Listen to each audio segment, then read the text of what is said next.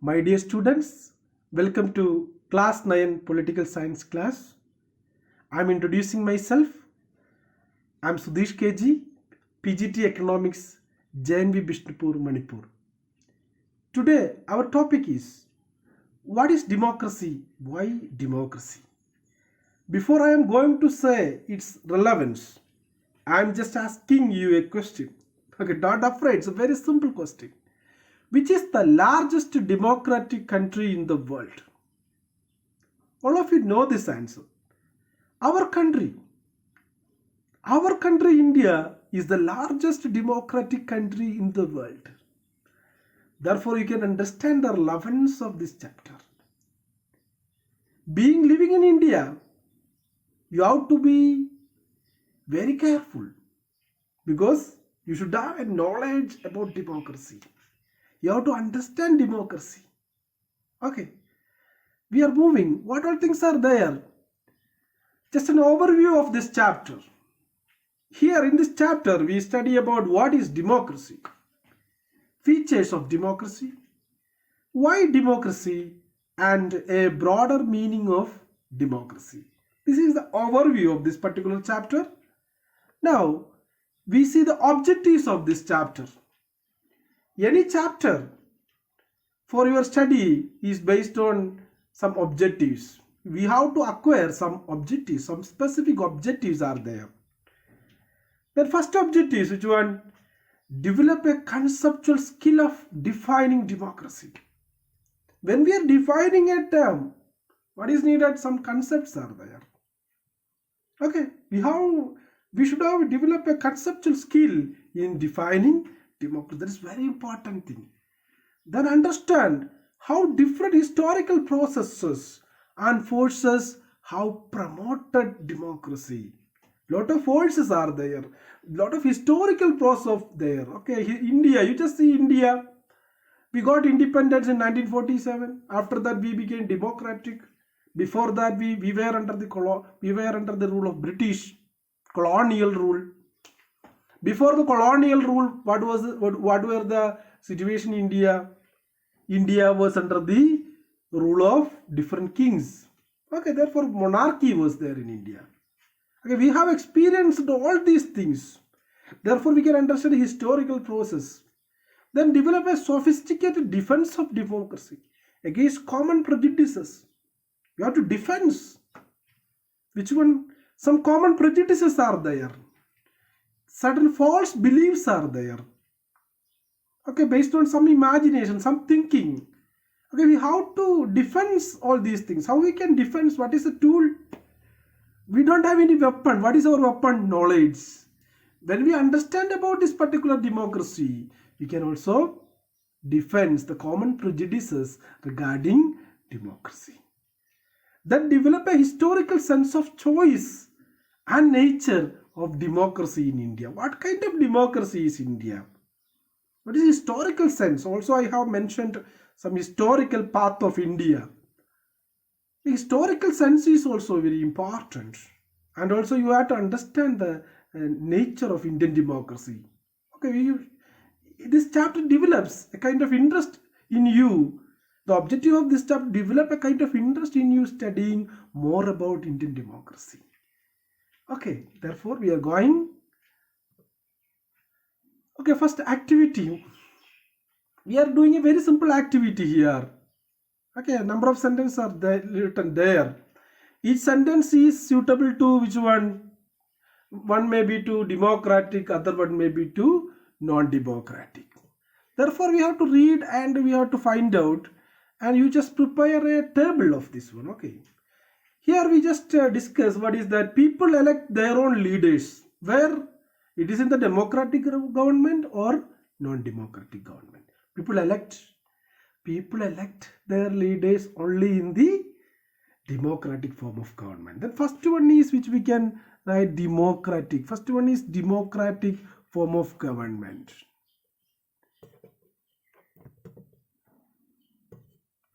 First one is democratic. What about the second one? People have no role in decision making. No role. Nobody can participate in decision making. Where it is democratic or non-democratic. Simply you can say it is non-democratic. Then people could not choose or change their leaders. Okay, just against the first sentence. People elect their own leaders. Here what is that? People could not choose or change their leaders. Simply you can understand it is also non-democratic government. Okay, that statement is related to non-democratic government. The next statement, which one is that? Rulers are accountable to the people and fulfill their needs. Rulers are listening to the problems of the people and settling all those problems. Where it is happening, where leaders are responsible to the people, it is only in democracy. Then there is no freedom of expression and people do not enjoy fundamental rights. No freedom. Where is no freedom? It is non-democratic form of government. There is no freedom. You can simply say that. One vote, one value system. My vote and your vote are equal. Unfortunately, you can't vote, you are not an adult. But all the adult citizens, their vote considers same value. Where it happens? It happens only in a democratic government. Okay? One vote, one value, that is democratic. Then there are examples of government of India and USA. Whether it is India is a democratic, USA is democratic, what is that? Okay, I have already told you which one. Largest democratic country in the world is our country. Therefore, government of India and the government of USA are democratic, are the examples for democratic government. Then, which one? Governments of Saudi Arabia and North Korea. Okay, Kim Jong-un. You heard about North Korean leader, dictator, Kim Jong-un. Recently you heard about some news regarding that. Then the king of Saudi Arabia, Salman. Okay, king is there. Therefore, what is? These two are the examples for which one? Definitely it is non-democratic form of government. Okay, here we classified. You just prepare a table regarding that democratic and non-democratic. Okay, we are moving further. Next one, why define democracy? What is the need of defining democracy?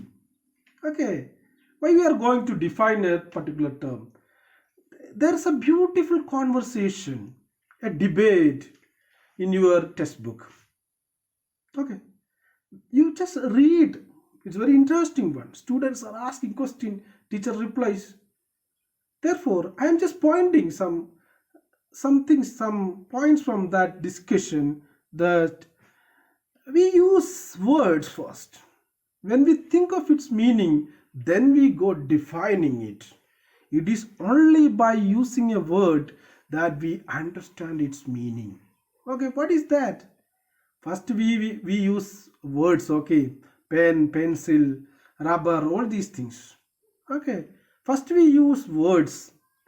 Then when we think about that, then we go for defining, then we go for it meaning and all. Okay, that's it. Then how can we find out its meaning?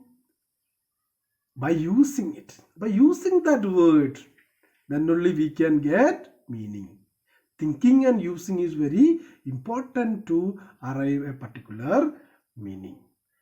Then we need a clear definition. Only because people use it for different purposes. Because very different kinds of governments call themselves democracy. Okay, we want to distinguish. Any term should be defined. Why? Distinguish a term from another one. Okay, rain, you know the rain. Drizzling is another one. Cloudburst is another one. Then we want to distinguish between all these things. Then we need what? Definitions are needed. Okay, all these are different things. Therefore, definitions are necessary. Likewise, some governments are also there. Different governments. You say that North Korea, they call themselves democracy. Then we have to differentiate it. What is actual democrat? What is actual democracy? We have to define the term in order to distinguish one country from another. We must not accept something just because it is famous, just because everyone accepts it. Okay, famous things are there, famous definitions are there, and also democracy is a very famous one. We are accept it, or we are seeing that everyone accepts which one this democracy, then we accept. No, there is nothing like that. We have to think about that one. Okay, not we can't accept anything which everybody is accepting, I also accept it. That is not good. We have to think about it. We have to think about the right and wrong of a particular system, and we have to analyze it into deep. Then only we can choose it is acceptable or it is to be rejected. Okay, then words remain the same. Words remain the same, but their meaning can change with time. In that case, it is not very useful to look at the origin of a word. Okay, word origin is there. Democracy has an origin. Okay, we will discuss in the next slide. No problem of that. What is that? Democratic origin, and also you just think about computers. Computer, what's the meaning? Computer means computing. Okay, we used first computers for only for computing. Then we called it computer. Then what do you think about the meaning of computer today? Can we say that it is simply a calculating thing? No. We are using computer for different purposes. Meaning has been changing. Then we have to define properly in the changing scenario. Okay, there is no shortcut to our thinking about the matter ourselves. We have to think about its meaning and evolve a definition. Okay, shortcut is not there. Okay, what is needed? Thinking is needed. Okay, when we think, we can reach into a definition. We can evolve definition. Therefore, defining things are very important for anything. Therefore, we are going to define our democracy. Next, we see a simple definition of democracy.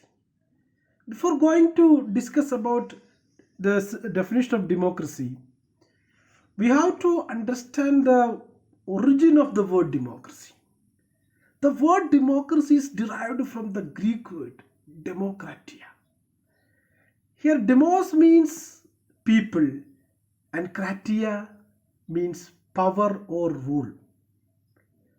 Okay, this is the origin of the word democracy. Then we go to the definition. It's a very simple definition. Democracy is a form of government in which the rulers are elected by the people.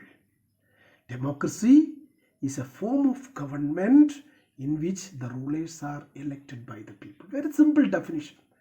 But there are some interesting concepts are there. Okay, for these concepts, we can raise some questions. Okay, the first one, the rulers. Who are the rulers? Who are contesting in this election? Any official who is conducting in this election, can we call that is a democracy? Or what are the powers of the non-officials? We have to think about this. When you speak about a democracy, we have to think about the power of non-officials and those who are elected by the people. Then second one is election. Okay, this election, how it is happening, how it is being conducted, whether it is in a democratic way or in a non-democratic way. Okay, we have already discussed free and fair election. One vote, one value. If these conditions are following, definitely we can call it a democratic election, unless it is a non-democratic one. That's very important term, election. Then the people, every people, for every citizen gets equal chance or not for contesting and also for voting. If it is there, then only we can call it a democracy. Okay, that's very, who are the people is a very important question in this definition. Next one, form of government. Okay, elected rulers do whatever they want. Okay, what kind of form? They are doing whatever they want, or they are working in a limited way, or they respects the rights of the people. What kind of a form of government is a question we can raise through this definition. Okay, these are the very important things. If we want to differentiate a democratic country with a non-democratic one, the basic questions are very important. From these basic questions, we are going to the features of democracy. That is very important. The rulers, what kind of rulers? Who are the rulers? What kind of election? Who are the people? What is the form of the government? All these are very important questions. From here, we are going to the features of democracy. We are concluding this session with a famous definition of a great man. Abraham Lincoln was the president of United States of America. He defines democracy is a government of the people, by the people, and for the people.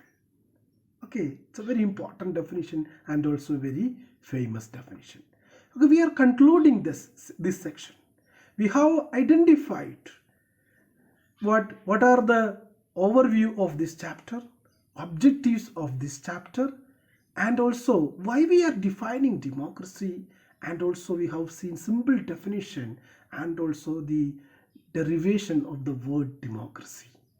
Okay, this is all about this session. Thank you. Next session we discuss features of democracy. Thank you very much.